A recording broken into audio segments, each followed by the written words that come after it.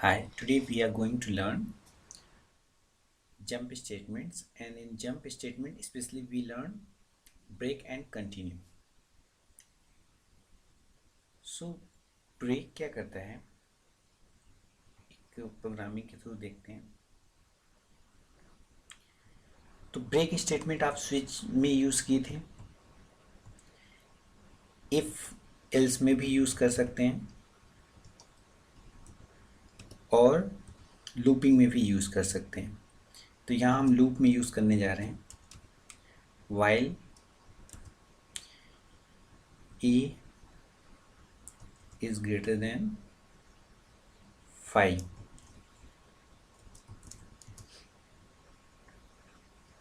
if a equal to 3, then break। Otherwise क्या होगा, printf % of d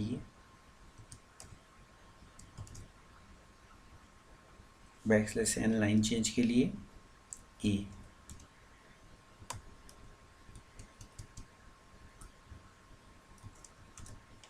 तो इस वाइल लूप में a की वैल्यू 1 असाइन हुई, 1 इज ग्रेटर देन 5, ये तो स्टार्टिंग में फॉल्स हो जाएगी।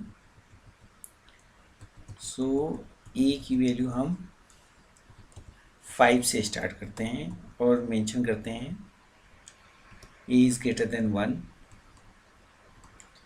printf a और a minus minus post decrement. तो 5 पे कंडीशन ट्रू होगी तो आपकी क्या है, नीचे जाएगा। तो इफ a इक्वल टू 3, तो 5 इज नॉट इक्वल टू 3, तो प्रिंटफ स्टेटमेंट पे जाएगा। तो प्रिंटफ स्टेटमेंट में क्या प्रिंट करेगा, 5। फिर ऐसे 4 प्रिंट करेगा, लेकिन जैसे ही 3 आएगा वो ब्रेक कर जाएगा। तो अगर हम इसको रन करते हैं तो आप देखें 5 और 4 प्रिंट हो रहा है, 3 नहीं प्रिंट हो रहा है। तो ऐसी ब्रेक स्टेटमेंट आप फॉर में भी यूज़ कर सकते हैं और डू वाइल में भी यूज़ कर सकते हैं।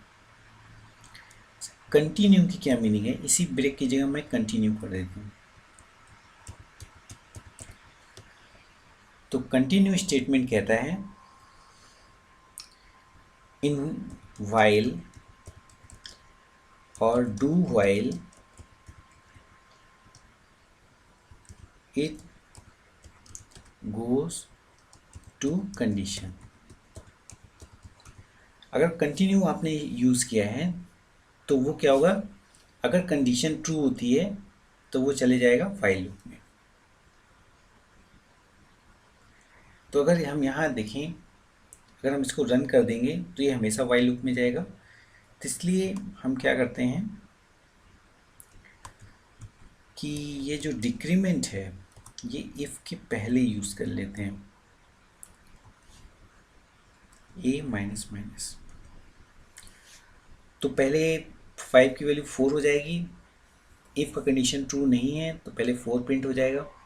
फिर जैसे 3 होगा तो वो कंटिन्यू हो जाएगा, 3 प्रिंट नहीं होगा।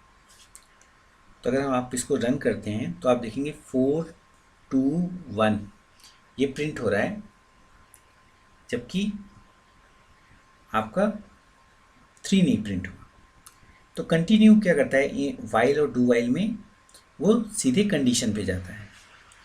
बट इट फॉर लूप में, जब इसको हम फॉर लूप में कन्वर्ट करते हैं तो फॉर में क्या होता है, इनिशियलाइजेशन स्टार्टिंग में कर दिया, तो मैंने इसको ब्लैंक किया है सेमीकोलन को, और यहाँ पे a equal to a minus 1।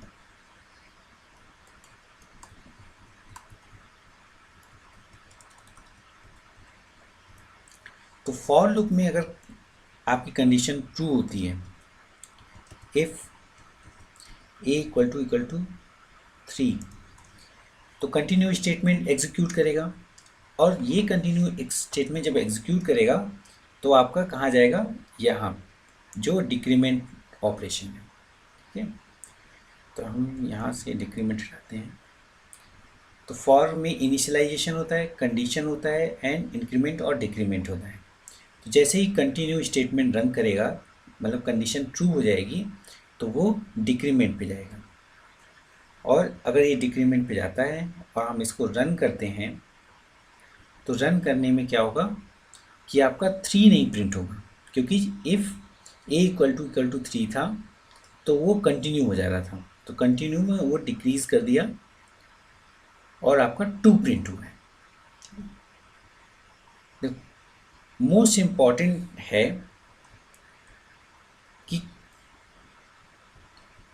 Continue आपका स्विच में नहीं यूज़ हो सकता। कंटिन्यू स्टेटमेंट आप स्विच में यूज़ नहीं करते, जबकि ब्रेक स्टेटमेंट यूज़ करते हो। और कंटिन्यू स्टेटमेंट क्या करता है कि आपको कंट्रोल वो कंडीशन पे ट्रांसफ़र कर देता है, जबकि ब्रेक क्या करता है, आपको उस लूप से बाहर लेके आ जाता है। So this is the difference between continue and break.